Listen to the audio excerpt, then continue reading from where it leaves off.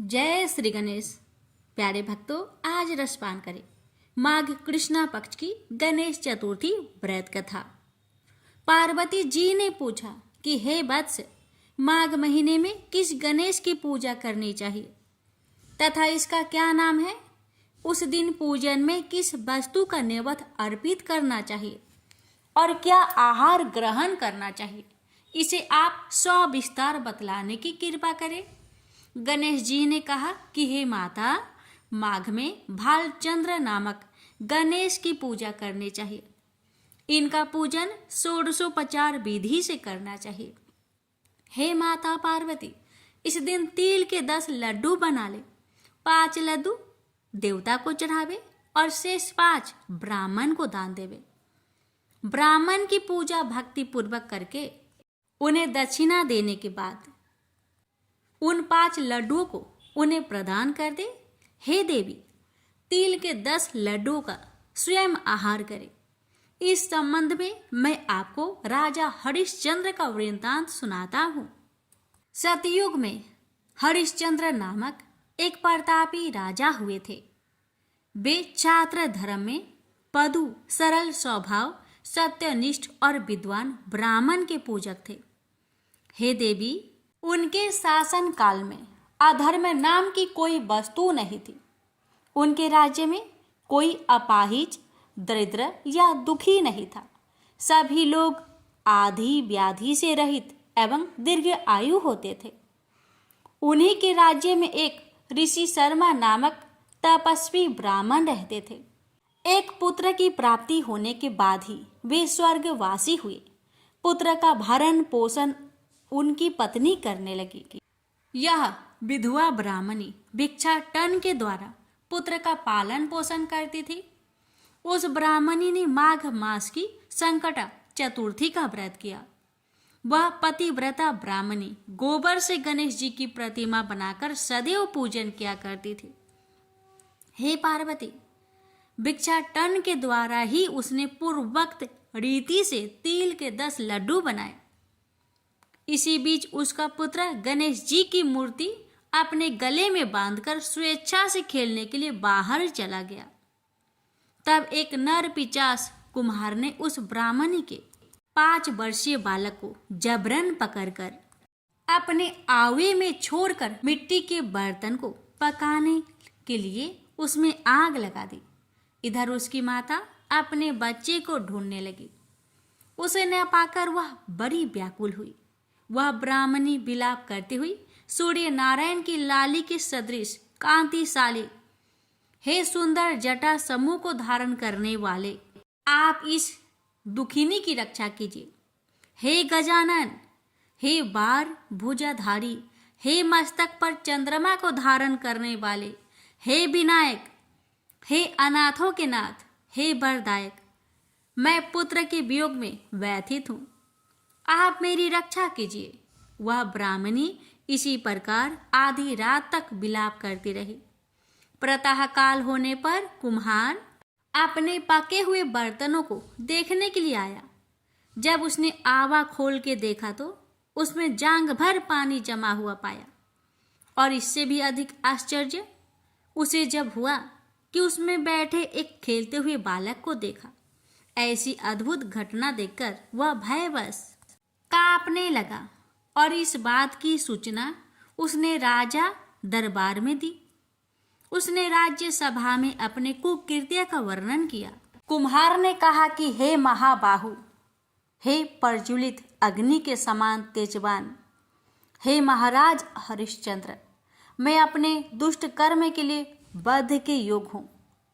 उसने आगे कहा, हे महाराज, कन्या के विवाह के लिए मैंने कई बार मिट्टी के बर्तन पकाने के लिए आवा लगाया, परंतु मेरे बर्तन कभी भी नहीं पके और सदैव कच्चे ही रह गए। तब मैंने भयभीत होकर एक तांत्रिक से इसका कारण पूछा। उसने कहा कि चुपचाप किसी लड़के की तुम बलि चढ़ा दो, तुम्हारा आवा पक जाएगा। मैंने सोचा कि मैं किसके बालक की बलि दूं? जिसके बालक की बलि दूंगा वह मुझे क्यों जीवित छोड़ेगा? इस भय से हे महाराज, मैंने दृढ़ निश्चय किया कि इसे ही बैठाकर आग लगा दूंगा। मैंने अपनी पत्नी से परामर्श किया कि ऋषि शर्मा ब्राह्मण मृत हो गए हैं। उनकी विधवा पत्नी भीख मांगकर अपना गुजारा करती है। अरे वह लड़के को लेकर क्या करेगी? मैं यदि उसके पुत्र को बलि दे दूं तो मेरे बर्तन पक जाएंगे। मैं इस जघन्य कर्म को करके रात में निश्चिंत होकर सो गया। प्रातः जब मैंने आवा खोलकर देखा तो क्या देखता हूँ कि उस लड़के को मैं जिस स्थिति में बैठा गया था वह उसी तरह निर्भय भाव से बैठा है और उसमें जांग भर पानी भरा हुआ है। इस भयावह दृश्य से मैं कांप उठा और इसकी सूचना देने आपके पास आया हूँ। कुम्हार की बात सुनकर राजा बहुत ही विस्मित हुए और उस लड़के को देखने के लिए आए। बालक को प्रसन्नता पूर्वक खेलते देखकर मंत्री से राजा ने कहा कि यह क्या बात है, यह किसका लड़का है? इस बात का पता लगाओ। इस आवे में जांग भर जल कहाँ से आया? इसमें कमल के फूल कहाँ से खिल गए? इस दरिद्र कुम्हार के आवे में वैदुर्य मणि के समान हरी हरी दूब कहाँ से उगाई? बालक को न तो आग की जलन हुई न तो इसे भूख प्यास लगी। यह आवे में भी वैसा ही खेल रहा है मानो अपने घर में खेल रहा हो। राजा इस तरह की बात कह ही रहे थे कि वह ब्राह्मणी वहां बिलखती हुई आ पहुंची। वह कुम्हार को कोसने लगी। जिस प्रकार गाय अपने बछड़े को देखकर रंभाती है, ठीक वही अवस्था उस बुढ़िया की थी। वह बुढ़िया बालक को गोद में लेकर प्यार करने लगी और कांपती हुई राजा के सामने बैठ गई। राजा हरिश्चंद्र ने पूछा कि हे ब्राह्मणी, इस बालक के न जलने का क्या कारण है? क्या तू कोई जादू जानती है अथवा तूने कोई धर्माचरण किया है जिसके कारण बच्चे को आंच तक न आई? राजा की बात सुनकर ब्राह्मणी ने कहा कि हे महाराज, मैं कोई जादू नहीं जानती और ना तो कोई धर्माचरण, तपस्या, योगदान आदि की प्रक्रिया ही जानती हूँ। हे राजन, मैं तो संकट नाशक गणेश चतुर्थी का व्रत करती हूँ। उस व्रत के प्रभाव से मेरा पुत्र जीता जागता बच गया। ब्राह्मणी की बात सुनकर राजा ने कहा कि मेरे राज्य की संपूर्ण जनता इस संकट नाशक गणेश चतुर्थी की व्रत करे, इसमें मेरी पूर्ण सम्मति है। राजा ने उसकी परिक्रमा करते हुए कहा कि हे पतिव्रते, तू धन्य है। राजा ने संपूर्ण नगर वासियों को गणेश जी की व्रत करने का आदेश दिया। इस आश्चर्यजनक घटना के कारण सभी लोग उस दिन से प्रत्येक मास की गणेश चतुर्थी की व्रत करने लगे। इस व्रत के प्रभाव से ब्राह्मणी ने अपने पुत्र को पुनः जीवित पाया था। इतना कहने के बाद श्री कृष्ण भगवान कहने लगे कि हे युधिष्ठिर, आप भी सर्वोत्तम व्रत को कीजिए। इस व्रत के प्रभाव से आपकी सभी कामनाएं पूर्ण होगी। आप मित्रों, पुत्रों और पौत्रों को सुख देने वाले साम्राज्य को प्राप्त करेंगे। हे महाराज, जो लोग इस व्रत को करेंगे उन्हें पूर्ण सफलता मिलेगी। भगवान कृष्ण की बात से युधिष्ठिर बहुत प्रसन्न हुए और माघ कृष्ण गणेश चतुर्थी का व्रत करने का निष्कटक राज्य भोगने लगे। प्रेम से बोलिए गणेश भगवान जी की जय। हे भगवान, जैसे आपने उस ब्राह्मणी पर अपनी कृपा करी, वैसे आपकी कथा कहने वाले, सुनने वाले, हुक्कार भरने वाले सभी भक्तों पर अपनी कृपा सदा सर्वदा बनाए रखना। श्रवण करते हैं गणपति महिमा स्रोत की। जय गणपति देवा प्रभु, जय गणपति देवा, विघ्न विनाशन स्वामी, सुख संपत्ति देवा। गौरी पुत्र कहायो शंकर सुत स्वामी, गजानंद गणनायक भक्तन अनुगामी। रिद्धि सिद्धि के मालिक मूषक असवारी, कर जोरे विनती करे आनंद उरे भारी। प्रथम आपको पूजत शुभ मंगल दाता, सिद्ध होए सब कारज दरिद्र हत जाता। प्रेम से बोलिए गौरी पुत्र गणेश भगवान की जय। एक बार माँ पार्वती स्नान करने गई। स्नान घर के बाहर उन्होंने अपने पुत्र गणेश जी को खड़ा कर दिया और उन्हें रखवाली का आदेश देते हुए कहा कि जब तक मैं स्नान कर खुद बाहर न आऊं, किसी को भीतर आने की इजाज़त मत देना। गणेश जी अपनी माँ की बात मानते हुए बाहर पहरा देने लगे। उसी समय भगवान शिव माता पार्वती से मिलने आए, लेकिन गणेश भगवान ने उन्हें दरवाजा पर ही कुछ देर रुकने के लिए कहा। भगवान शिव ने इस बात से बेहद आहट और अपमानित महसूस किया। गुस्से में उन्होंने गणेश भगवान पर त्रिशूल का वार किया, जिससे उनकी गर्दन दूर जा गिरी। स्नान घर के बाहर शोरगुल सुनकर जब माता पार्वती बाहर आई तो देखा कि गणेश जी की गर्दन कटी हुई है। यह देखकर वो रोने लगी और उन्होंने शिव जी से कहा कि गणेश जी के प्राण फिर से वापस कर दे। इस पर शिव जी ने एक हाथी का सिर लेकर गणेश जी को लगा दिया। इस तरह से गणेश भगवान का दूसरा जीवन मिला। तभी से गणेश जी की हाथी की तरह सुर होने लगी। तभी से महिलाएं बच्चों की सलामती के लिए माघ माह के कृष्णा पक्ष की चतुर्थी को गणेश चतुर्थी की व्रत करने लगी। प्रेम से बोलिए गजानंद भगवान की जय। एक साहूकार और एक साहूकारनी थे। वह धर्म पुण्य को नहीं मानते थे। इसके कारण उनके कोई बच्चा नहीं था। एक दिन साहूकारनी पड़ोसी के घर गई। उस दिन सकट चौथ था। वहाँ पड़ोसन सकट चौथ की पूजा करके कहानी सुना रही थी। साहूकारनी ने पड़ोसन से पूछा, तुम क्या कर रही हो? तब पड़ोसन बोली कि आज चौथ का व्रत है, इसलिए कहानी सुना रही हूँ। तब साहूकारनी बोली, चौथ के व्रत करने से क्या होता है? तब पड़ोसन बोली, इसे करने से अन्न धन सुहाग पुत्र सब मिलता है। तब साहूकारनी ने कहा, यदि मेरा गर्भ रह जाए तो मैं 1.25 सेर तिलकुट करूंगी और चौथ का व्रत करूंगी। श्री गणेश भगवान की कृपा से साहूकारनी के गर्भ रह गया तो वह बोली कि मेरे लड़का हो जाए तो मैं 2.5 सेर तिलकुट करूंगी। कुछ दिन बाद उसके लड़का हो गया तो वह बोली कि हे चौथ भगवान, मेरे बेटे का विवाह हो जाएगा तो 5.25 सेर का तिलकुट करूंगी। कुछ वर्षों बाद उसके बेटे का विवाह तय हो गया और उसका बेटा विवाह करने चला गया, लेकिन उस साहूकारनी ने तिलकुट नहीं किया। इस कारण से चौथ देव क्रोधित हो गए और उन्होंने फेरों से उसके बेटे को उठाकर पीपल के पेड़ पर बैठा दिया। सभी वर को खोजने लगे पर वो नहीं मिला। हताश होकर सारे लोग अपने अपने घर को लौट आए।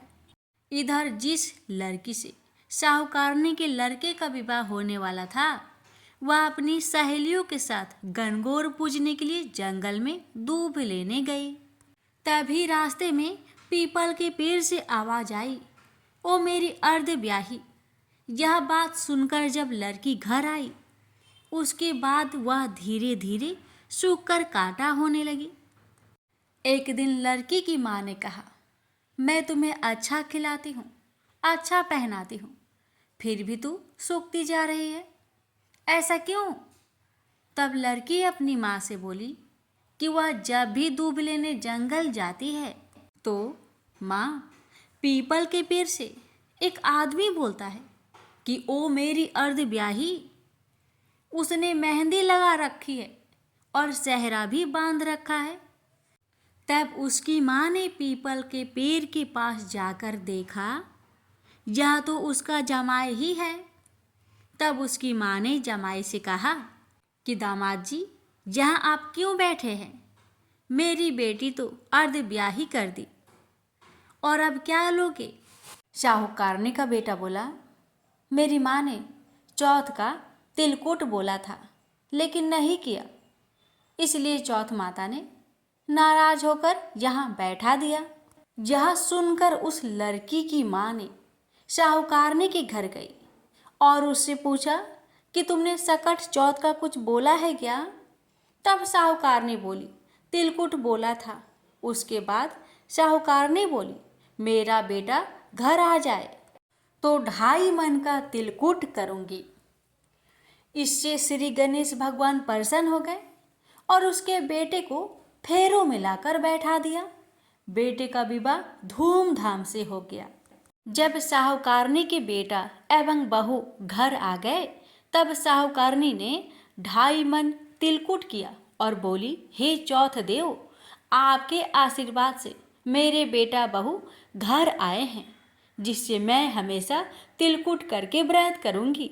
इसके बाद सारे नगर वासियों ने तिलकुट के साथ सकट व्रत करना प्रारंभ कर दिया।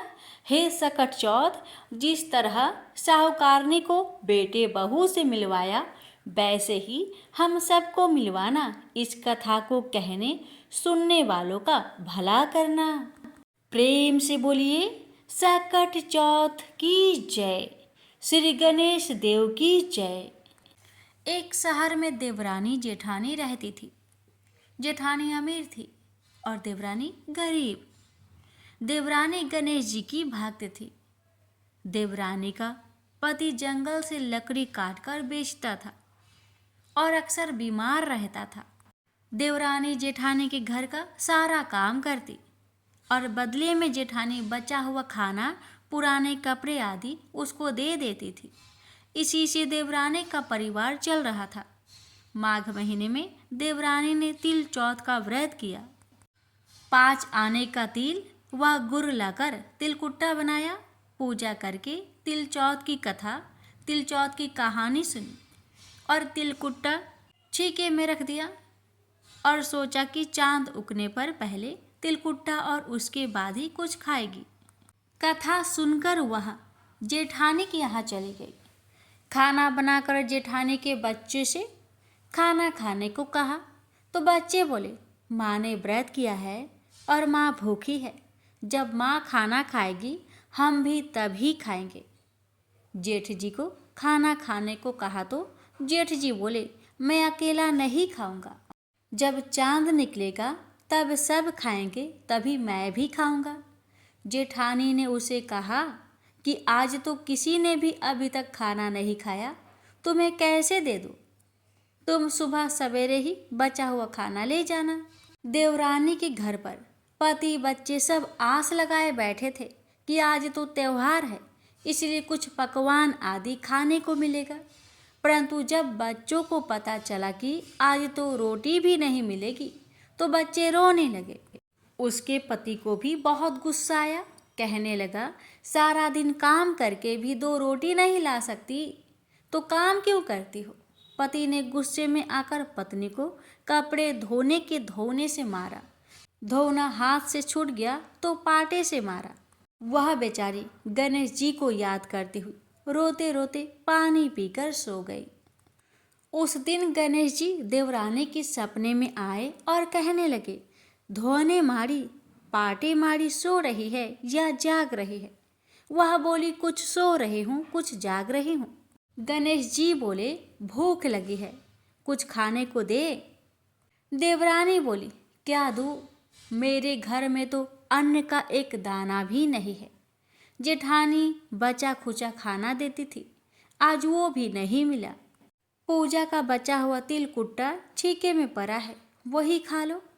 तिलकुट्टा खाने के बाद गणेश जी बोले, धोड़ी मारी, पाटे मारी, निपटाई लागी है, कहाँ निपटे?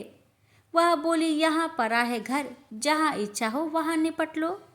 फिर गणेश जी बच्चे की तरह बोले, अब कहाँ पहुँचूं? नींद में मग्न। अब देवरानी को बहुत गुस्सा आया कि कब से तंग किए जा रहे हैं, सो बोली, मेरे सर पर पोंछो। और कहाँ पोंछोगे? सुबह जब देवरानी उठी तो यह देखकर हैरान रह गई कि पूरा घर हीरे मोती से जगमगा रहा है। सिर पर जहाँ विनायक जी पोंछने कर गए थे वहाँ हीरे के टीके व बिंदी जगमगा रही थी। उस दिन देवरानी जेठानी के यहाँ काम करने नहीं गई।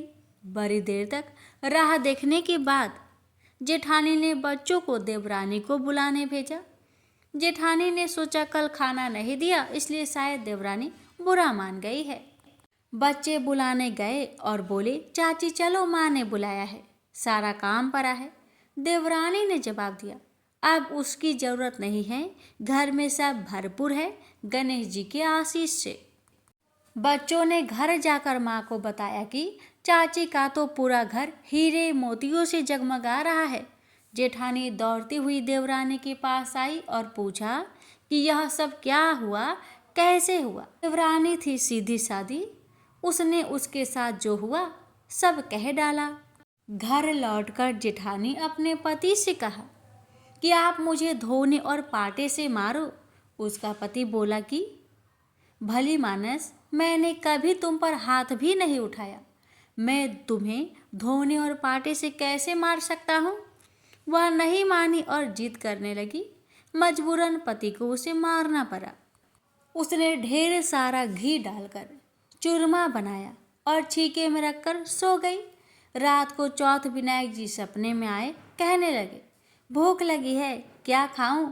जेठानी ने कहा, हे गणेश जी महाराज, मेरी देवरानी के यहाँ तो आपने सूखा तिलकुट्टा खाया था, मैंने तो झरते घी का चूरमा बनाकर आपके लिए छीके में रखा है, फल और मेवे भी रखे हैं, जो चाहिए खा लीजिए। बाल स्वरूप गणेश जी बोले, अब निपटे कहाँ। जेठानी बोली, उसके यहाँ तो टूटी फूटी झोपड़ी थी, मेरे यहाँ तो कंचन की महल है, जहाँ चाहो निपटो। फिर गणेश जी ने पूछा, अब पोछूं कहाँ। जेठानी बोली, मेरे ललाट पर बड़ी सी बिंदी लगाकर पोछ लो। धन की भूखी जेठानी सुबह सुबह जल्दी उठ गई। सोचा घर हीरे ज्वारत से भर चुका होगा, पर देखा तो पूरे घर में गंदगी फैली हुई थी, तेज बदबू आ रही थी। उसके सिर पर भी बहुत सी गंदगी लगी हुई थी। उसने कहा, हे गणेश जी महाराज, यह आपने क्या किया। मुझसे रूठे और देवरानी पर टूटे। जेठानी ने घर की सफाई करने की बहुत कोशिश करी, परंतु गंदगी और ज़्यादा फैलती गई। जेठानी के पति को मालूम चला तो वह बहुत गुस्सा हुआ और बोला, तेरे पास इतना सब कुछ था, फिर भी तेरा मन नहीं भरा। परेशान होकर चौथ के गणेश जी से मदद की विनती करने लगी। गणेश जी ने कहा, देवरानी से जलन करने के कारण तूने जो किया था, यह उसी का फल है। अब तू अपने धन में से आधा उसे देगी, तभी यह साफ होगा। उसने आधा धन बांट दिया, परंतु मोहरों की एक हांडी चूल्हे के नीचे गाड़ रखी थी। उसने सोचा किसी को पता नहीं चलेगा, और उसने उस धन को नहीं बांटा। उसने कहा, हे श्री गणेश जी, अब तो अपना यह बिखराव समेटो। वो बोले, पहले चूल्हे के नीचे गरी हुई मोहरों की हांडी सहित ताक में रखी 2 सुई के भी 2 हिस्से कर। इस प्रकार गजानन ने बाल स्वरूप में आकर सुई जैसी छोटी चीज का भी बंटवारा किया और अपनी माया समेटी। हे गणेश जी महाराज, जैसे आपने देवरानी पर कृपा की, वैसी सब पर करना। कहानी कहने वाले, सुनने वाले व हुक्कार भरने वाले सब पर कृपा करना, किंतु जेठानी को जैसी सजा दी वैसी किसी को मत देना। बोलिए गणेश जी महाराज की जय। चौथ माता की जय। पौराणिक कथा के अनुसार एक बार नारद जी सत्यलोक में गए थे। वहां उन्होंने ब्रह्मा जी से पूछा कि प्रभु, सबसे सरल उपासना किस देवता की है। ब्रह्मा जी बोले, देव से। ऐसा ही प्रश्न एक बार पार्वती ने भगवान शंकर से किया था। तब शिव जी बोले कि श्री गणेश जी की उपासना ही सर्व सुलभ है और समस्त अभिष्टों को देने वाली है। पार्वती इतने उत्तर से संतुष्ट नहीं हुई, इसलिए उन्होंने पूछा कि यह उपासना करके किस किस को सहज में ही अभिष्ट सिद्धि हो गई, सो बताए प्रभु। शिव जी बोले कि हे प्रिय, द्वापर युग में सुदामा नामक एक अति दरिद्र, सदाचारी एवं विद्वान ब्राह्मण था। वह आर्थिक संकट से बहुत ही दुखी रहता था। एक दिन उसकी पत्नी ने उससे निवेदन किया कि प्राणनाथ, आप व्यर्थ ही इतना कष्ट क्यों उठा रहे हो। भगवान त्रिलोकीनाथ आपके बाल सखा है, आप उनके पास जाइए, आपकी दरिद्रता अवश्य ही दूर कर देंगे, मुझे ऐसा विश्वास है। यद्यपि सुदामा अपने मित्र से कुछ मांगना नहीं चाहता था, तथापि उसे पत्नी की अत्यधिक आग्रह के कारण जाना ही पड़ा। पत्नी ने थोड़े से टंडूल मैले चिथड़े में बांधकर उपहार के स्वरूप में दे दिए। बेचारा सुदामा मार्ग पार करते हुए किसी प्रकार द्वारिकापुरी पहुंचा, किंतु राजभवन के द्वारपालों ने उसे भीतर नहीं जाने दिया। सुदामा ने अपनी मित्रता की बात बताई तो वह हंसने लगे, किंतु बहुत आग्रह करने पर उन्हें दया आ गई। एक द्वारपाल ने द्वारिकाधीश से जाकर कहा, प्रभु, कोई सुदामा नाम का दरिद्र ब्राह्मण द्वार पर खड़ा है, जो कि वह स्वयं अपने आप को आपका बाल सखा बताता है और आपसे मिलना चाहता है। सुदामा का नाम सुनते ही भगवान दौड़े आए और सुदामा से गले मिलकर उसे भीतर ले गए। सभी आबाक देखते रह गए। राजभवन में सुदामा का बड़ा भव्य स्वागत हुआ। दोनों मित्र बड़े प्रेम से पुरानी बातें कर रहे थे। तभी उन्होंने सुदामा के हाथ की पोटली देख ली। सुदामा उसे छिपाने लगा तो भगवान ने उसे झटपट खोला और कुछ चावल खाकर बोले कि यह तो बड़े स्वादिष्ट है मित्र, ऐसे अमृतम पदार्थ को मुझसे छिपाते हो, शायद भाभी ने भेजे हैं, लगता है अब भी तुम्हारी आदत गई नहीं है। फिर दोनों ओर से कुशल प्रश्न हुआ। सुदामा ने सर्व कुशल बताते हुए अपनी दरिद्रता की बात कही, जिसे सुनकर श्री कृष्ण ने पूछा कि मित्र, तुम गणेश्वर की पूजा करते हो क्या? यदि उन प्रभु को प्रसन्न कर लो तो सभी कामनाएं पूर्ण हो जाएगी। सुदामा ने पूछा कि यह गणेश्वर कौन है, इनकी पूजा का विधान क्या है? तब भगवान बोले कि गणेश्वर उन परम ब्रह्मा परमात्मा का ही नाम है, जो अनादि अनंत सर्वस्वर एवं परम पूजनीय है। ब्रह्मा विष्णु और शिव भी उन्हीं के अनुशासन पर रहकर सृष्टि की रचना, पालन और लय करते हैं। वे ही प्रभु एकमात्र उपासनीय एवं सर्व कामदाता है। समस्त देवता, ऋषि मुनि एवं वेदज्ञ ब्राह्मण उन्हीं गणेश जी की उपासना में सदैव लगे रहते हैं। तुम भी उन्हीं का पूजन और व्रत करो। सुदामा ने पूछा कि गणेश जी का व्रत कब करना चाहिए, उनके ध्यान, पूजन, वृंदांत को कैसे किया जाता है, ये भी कहिए। कृष्ण बोले कि हे सखा, तुम इनका व्रत किसी भी मास की चतुर्थी में कर सकते हो, अथवा बैसाखी पूर्णिमा, कार्तिकी पूर्णिमा या अन्य किसी पुण्य अवसर पर करो। यदि मंगल, शुक्र या रविवार के दिन करो तो भी शुभ है। प्रातःकाल स्नान आदि से निवृत्त होकर व्रत का संकल्प लेना चाहिए। फिर तिल और आंवले के चूर्ण का उपटन लगाकर पुनः स्नान करें। एक स्नान प्रदोष काल में और भी कर ले तो अति उत्तम माना जाता है। स्नान के पश्चात स्वास्तिक वाचन, पुण्य वाचन एवं नव ग्रहों का पूजन करें। धरती को गोबर से लिपकर चौक पूरे और चौकी रखकर उस पर कलश स्थापना करें। फिर गणेश जी की धातु की या मिट्टी की मूर्ति स्थापित कर षोडशोपचार से पूजन करें। नैवेद्य में उत्तम घृत आदि के साथ निर्मित मोदक रखें। यदि यह संभव ना हो तो समस्त उपचार मानसिक भी हो सकते हैं। हे मित्र, भावना सर्वोपरि है, इसलिए पूजन में भक्ति भाव भी विशेष फलदायक होता है। यदि श्रद्धा हो तो पूजन कार्य संपन्न होने पर ब्राह्मणों को भोजन कराए और यथाशक्ति दक्षिणा दे। सबके अंत में अपने परिवारजनों एवं पत्नी, पुत्र आदि के साथ बैठकर स्वयं भोजन करे। यह व्रत का विधान तुम्हें मैंने बता दिया है। मामा ने पूछा कि इस व्रत को पहले किसने किया था? तब श्री कृष्ण ने इसके उत्तर में कहा कि एक बार प्रलय के पश्चात सृष्टि की उत्पत्ति होनी थी, परंतु ब्रह्मा जी को अनेक विघ्नों का सामना करना पड़ा। तब ब्रह्मा जी ने गणपति का ही पूजन किया और उनसे शक्ति प्राप्त करके सृष्टि रचना का कार्य संपन्न किया। हे सखा, मुझे भी दुष्ट दलन करके धर्म संस्थापनार्थ अवतार लेने की शक्ति उन्हीं गणाधीश्वर से प्राप्त हुई है। मैं तो प्रति शुक्रवार में गणेश जी का व्रत किया करता हूँ।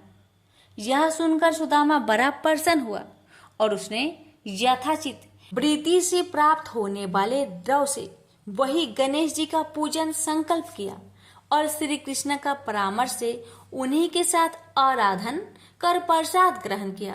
फिर उसने भगवान से घर जाने की अनुमति मांगी। जब सुदामा जाने लगा तब श्री कृष्ण उसे बहुत दूर तक पहुंचाने गए। फिर सुदामा के आग्रह से अपने भवन लौट आए। उधर सुदामा अपने घर को शीघ्रता से चल पड़ा। तभी मार्ग में मणि नामक एक धनी व्यापारी से उसकी भेंट हुई। रात्रि में सुदामा जहाँ ठहरा था वही व्यापारी भी आ ठहरा, किंतु जब वह प्रगाढ़ निंद्रा में था तब चोरों ने उसका सारा धन चुरा लिया। जब उसकी आँख खुली तब उसने संकल्प किया कि यदि गया हुआ धन मिल जाए तो उसका आधा भाग ब्राह्मण को दान कर देगा। उसने ऐसा निश्चय किया ही था कि उसे एक संदूक कुछ ही दूर पर पड़ा दिखाई दिया। दौड़कर उसने संदूक उठाया तो उसे रत्न आदि से भरा पाया। उसने प्रसन्न होकर संदूक का आधा धन सुदामा को दान कर दिया। सुदामा को बड़ी प्रसन्नता हुई और उसने उस धनिक के साथ गणाध्यक्ष का वही पूजन किया। संध्या काल में जब पूजन कार्य संपन्न हो गया तब सुदामा को भगवान गणेश्वर के साक्षात दर्शन हुए। सुदामा ने भक्ति पूर्वक उनके चरण पकड़ लिए और स्तवन करने लगा। उसने प्रभु से निवेदन किया कि हे दयानिधे, हे सत्य स्वरूप परात्पर ब्रह्मा, आप परम दयालु और भक्त वत्सल है। हे नाथ, आपकी महिमा अपरंपार है, जिसे ब्रह्मा विष्णु और शिव भी नहीं जान पाते, तो मेरे जैसे तुच्छ जीव का तो कहना ही क्या है। हे प्रभु, आप सर्वशक्तिमान की स्तुति के लिए सार्थक शब्दों का भी तो मुझे ज्ञान नहीं है। हे दीनबंधु, मुझ पर दया कीजिए। आपको बारंबार नमस्कार है, नमस्कार है। गणेश जी ने प्रसन्न होकर सुदामा के मस्तक पर अपना वरद हस्त फेरते हुए कहा कि हे वृषश्रेष्ठ, वर मांगो, मैं तुम पर बहुत प्रसन्न हूँ। सुदामा ने हाथ जोड़कर कहा, करुणा सिंधु, जब आप सर्व ऐश्वर्यमय की मुझ पर पूर्ण कृपा है तो फिर क्या मांगू। हे नाथ, यदि आप प्रसन्न है तो मुझे अपनी अनन्य भक्ति प्रदान करे। बस यही मेरे लिए अत्यंत श्रेष्ठ वर होगा। गणेश्वर एवं मस्तु कहकर तर ध्यान हो गए। उस समय वह धनिक भी वहां उपस्थित था।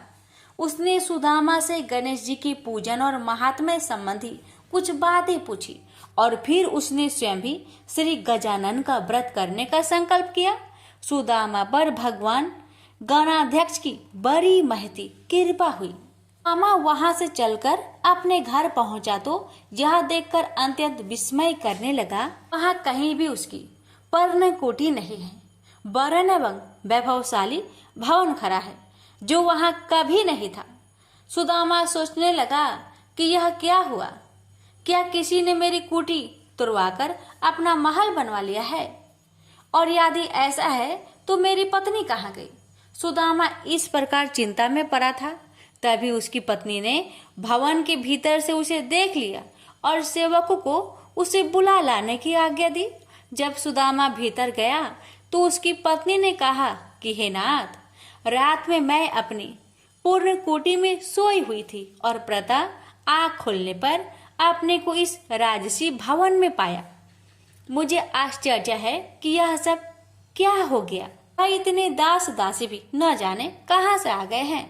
तब सुदामा ने भगवान गणेश जी के प्रसन्न होने का समस्त वृत्तांत अधोपांत सुना दिया। फिर तो वे प्रतिमासी गणेश जी का पूजन करने लगे तथा यह सर्व सुख भोगकर अंत में गणेश लोक को प्राप्त हुए। प्रेम से बोलिए गजानंद भगवान की जय। प्राचीन काल की बात है। कि कैलाश शिखर पर अनेक देव, दिव्य ऋषिगण, सिद्ध गण आदि के साथ ब्रह्मा जी भी एक उच्च आसन पर विराजमान थे। वहीं पर एक अन्य आसन पर भगवान शंकर भी जगत जननी उमा सहित शोभ्यमान थे। उनके निकट ही गणपति और कुमार कार्तिकेय दोनों ही अन्य बालकों के साथ कीड़ा में मग्न थे। शिव जी के हाथ में एक दिव्य फल था। वे सोच रहे थे कि इसे किसे दिया जाए। पार्वती जी से पूछा तो वे कभी कहती कि गणेश को दे दीजिए और कभी कहती कुमार को देना उचित होगा। जब वे कुछ निश्चयात्मक उत्तर ना दे पाई तो शिव जी ने उसे बाद में विचार करने के उद्देश्य से अपने पास रख लिया। अब दोनों बालक गणेश और कुमार उस फल की मांग करने लगे। जब उनका अधिक आग्रह बढ़ा तब शिव जी ने ब्रह्मा जी से पूछा, ब्राह्मण, यह अपूर्व फल देवर्षि नारद जी दे गए थे, इसे यह दोनों बालक मांग रहे हैं। फल एक ही है और आधा फल कोई लेना नहीं चाहता। ऐसी स्थिति में आप ही निर्णय कीजिए कि यह इनमें से किसे दिया जाए। ब्रह्मा जी विचार कर बोले, यदि फल एक ही है तो नियम अनुसार किसी भी वस्तु पर छोटे बालक का अधिकार पहले होता है। ब्रह्मा जी की बात सुनकर शिव जी ने वह फल कुमार को दे दिया। यह देखकर गणपति रुष्ट हो गए। विशेषकर उनका क्रोध चतुरानन पर ही था कि उन्होंने ऐसी व्यवस्था क्यों दे डाली। सभा समाप्त हुई। सभी देवता आदि उठ उठकर अपने अपने स्थान को चले गए। ब्रह्मा जी भी अपने लोक में जा पहुंचे। वहां उन्हें सृष्टि का आरंभ करना था, किंतु जैसे ही वे सर्ग रचना में लगे वैसे ही गणेश्वर ने विघ्न उपस्थित कर दिया। उस समय उन्होंने प्रकट होकर अपना अत्यंत उग्र रूप दिखाया। उनके उस रूप को देखकर ब्रह्मा जी डर के कारण कांपने लगे। चंद्रमा ने देखा कि गणपति का उग्र रूप को देखकर ब्रह्मा जी भय से कांप रहे हैं तो उसे हंसी आ गई। उसके साथ ही चंद्रमा के जो गण उस दृश्य को देख रहे थे वे भी हंस पड़े। यह देखकर भगवान गजानन को क्रोध आ गया और वे चंद्रमा को श्राप देते हुए बोले, मयंक, उन्हें इस समय मेरी हंसी उड़ाकर जो अभद्रता प्रदर्शित की है उसका फल तुझे मिलना ही चाहिए। जा तू किसी के भी देखने योग्य नहीं रहेगा। यदि कोई भूल से भी देख भी लेगा तो अवश्य ही पाप का भागी होगा। इतना कहकर गजमुख अंतर्ध्यान हो गए। उनका श्राप प्राप्त होते ही चंद्रमा श्रीहीन हो गया। उसके तेज में अत्यंत न्यूनता आ गई। इससे वह बहुत व्याकुल हुआ और खिन्नता पूर्वक पश्चाताप करने लगा। देखा, मैं कैसी मूर्खता कर बैठा। उन जगदीश्वर के साथ वे प्रभु तो अनिमादि गुणों से संपन्न, संसार के कारण के भी कारण एवं महाप्रभु है। उनके रुष्ट होने से मैं अदर्शनीय एवं कालाहीन हो गया हूँ। अब इससे छुटकारा पाने के लिए क्या करूं? जब चंद्रमा के समझ में कोई उपाय नहीं आया तो वह तुरंत ही देवराज इंद्र के पास गया, परंतु इंद्र आदि देवता भी उसे नहीं देखना चाहते थे। उन सभी ने अपनी अपनी आंखें झुका ली। तब इंद्र ने भी उसकी ओर न देखते हुए पूछा, अरे चंद्रमा, तुम्हारी यह दशा कैसे हुई? क्या गज कर्ण के श्राप का ही प्रभाव है? यह सब बात स्पष्ट कहो। चंद्रमा बोला, देवराज, आपसे क्या छिपा है? सब कुछ जानते हुए भी अनजान बनकर क्यों पूछ रहे हैं? हे सहस्त्राक्ष, अब शीघ्र ही मेरे श्राप मुक्त होने का यत्न करो, अन्यथा समस्त संसार ही मेरे श्रापित होने से अशुभ फल भोगेगा। इंद्र ने सत्वाना दी और बोले, चलो ब्रह्मा जी से ही इसका उपाय पूछे, क्योंकि उनके समान ज्ञानी और सर्व लोकोपकारी अन्य कोई भी नहीं है। सब देवता उसके साथ ब्रह्मलोक पहुंचे। आगे आगे चंद्रमा और पीछे पीछे इंद्र के नेतृत्व में सब देवगण। ब्रह्मा जी ने जब यह जाना कि चंद्रमा आ रहा है तो पाप लगने के भय से उन्होंने भी दृष्टि नीचे कर ली और बोले, कहो सुदासु, यहाँ किस अभिप्राय से आना हुआ? अरे तुम्हारे पीछे तो देवराज इंद्र और समस्त सुरगण ही आ चले हैं। ब्रह्मा जी के प्रश्न का उत्तर सुरपति ने ही दिया। वे बोले, ब्राह्मण, भगवान गणेश्वर आप पर कुपित हुए थे और श्राप दे बैठे चंद्रमा को, इसलिए अब आप ही इसे छुड़ाने का कुछ उपाय कीजिए। हम सभी देवता इसी प्रयोजन से आपकी सेवा में उपस्थित हुए हैं। चतुरानन ने कुछ विचार कर कहा, हे गणेश्वर प्रभु की शरण लेनी होगी। देवराज, चंद्रमा को आगे करके उन्हीं का पूजन एवं सत्वन करो। ब्रह्मा जी की बात सुनकर भगवान गजानन की पूजन की तैयारी की गई।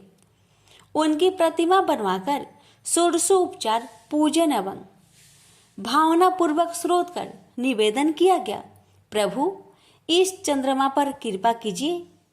उस समय यह अज्ञानवश हंस पड़ा था, किंतु अब इसे अपनी मूर्खता का ज्ञान हो गया है। देवताओं की प्रार्थना पर भगवान गणेश्वर प्रकट हो गए।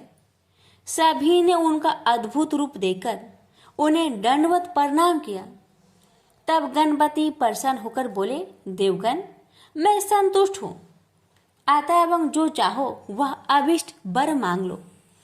चंद्रमा ने उनके चरणों में मस्तक रख दिया और अश्रु जल से पदा रविंदु को धोने लगे।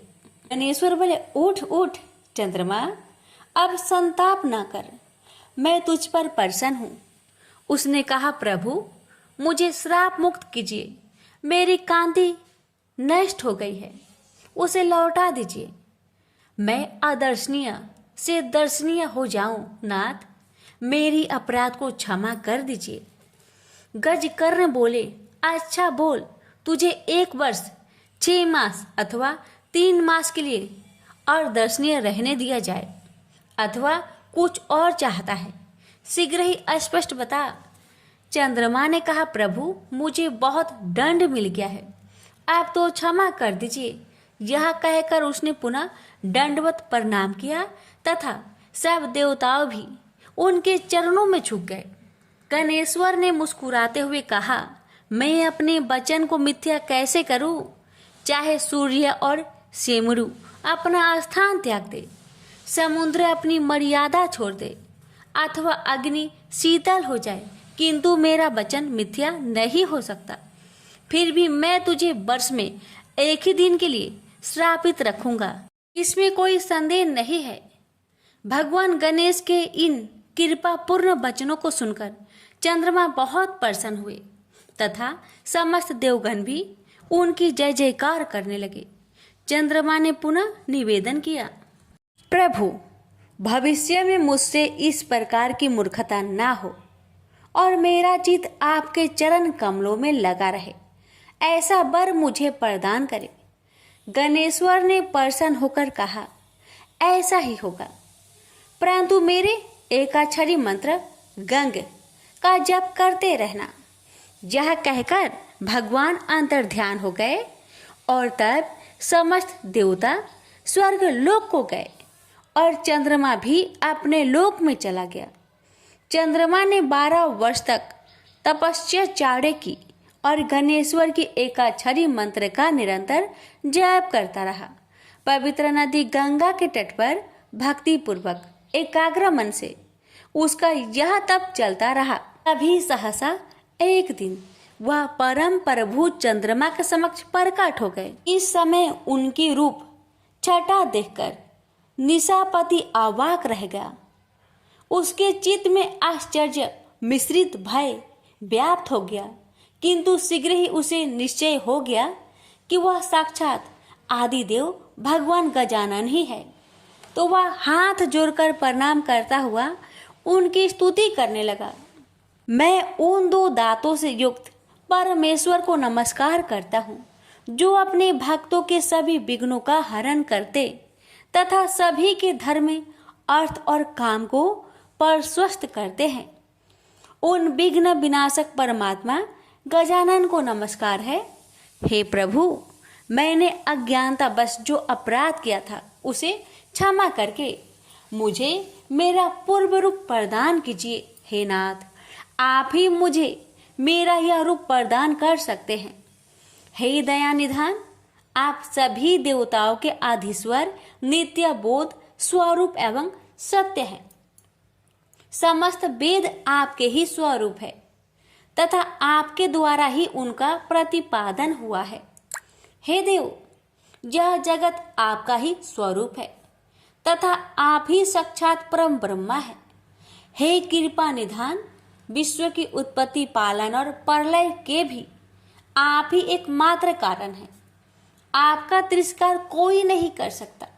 भगवान गजकर्ण ने चंद्रमा की ओर कृपा पूर्ण दृष्टि से देखा और मधुर मुस्कान बिखेरते हुए बोले, चंद्रमा, यह तो मैं पहले ही कह चुका था कि तुम प्रत्येक वर्ष केवल एक दिन के लिए ही अदर्शनीय रहोगे। उस दिन तुम्हें जो कोई भी जाने अनजाने देख लेगा वही बस अभिशाप का भागी बनेगा। इस प्रकार तुम्हारी निष्ठेषविता को ऐसे ही लोग बांट लेंगे। कृष्णा पक्ष की चतुर्थी में जो व्रत किया जाए उसमें तुम्हारा उदय पर व्रत करने वाले लोग यदि मेरी और तुम्हारी यत्न पूर्वक पूजा करेंगे तो ही उस व्रत का फल प्राप्त होगा। उस दिन तुम्हारा दर्शन अवश्य करना चाहिए, अन्यथा व्रत का फल नहीं होगा। चंद्रदेव, तुम अब भविष्य में अपने एक अंश से मेरी मस्तक में विराजमान हो जाओ। इससे मुझे तो प्रसन्नता होगी ही, तुम्हारी भी शोभा होगी। प्रत्येक मास के शुक्ला पक्ष की तृतीया में तुम्हारा दर्शन का बड़ा महत्व रहेगा तथा उस दिन अधिकांश स्त्री पुरुष तुम्हारे दर्शन का पुण्य लाभ प्राप्त करते हुए तुम्हें नमस्कार क्या करेंगे। मैं वर देता हूँ कि अब तुम पूर्वतः तेजस्वी, सुंदर एवं वंदनीय हो जाओ। शौनक इस प्रकार वर देकर भगवान गजानन अंतर ध्यान हो गए। प्रेम से बोलिए गणेश भगवान की जय।